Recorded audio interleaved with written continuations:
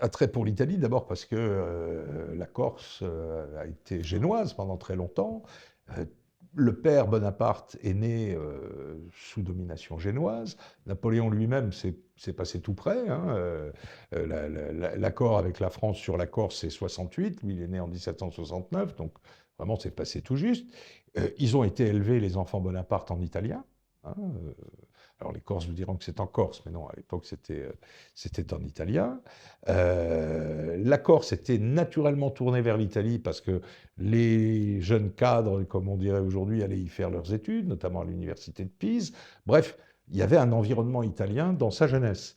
Et puis, il ne faut jamais oublier que son premier moment de gloire, c'est la campagne d'Italie de 96-97. Donc, ça a véritablement joué un rôle essentiel dans son affaire. En plus, c'est lui qui alourdit, comme on a dit à l'époque, le système du Rhin, le système allemand de la Révolution française, par un système italien dont la Révolution française ne voulait pas.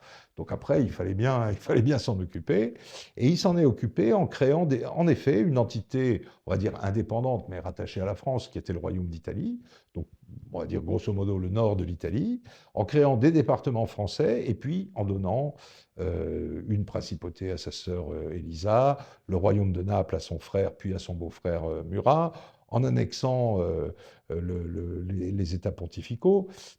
On va dire, c'est un moment où effectivement il va y avoir une première unité italienne, mais entièrement sous la coupe de la France. Mais il n'est évidemment pas le père de l'unité italienne. Hein. Il a accéléré un petit peu les choses, on va dire.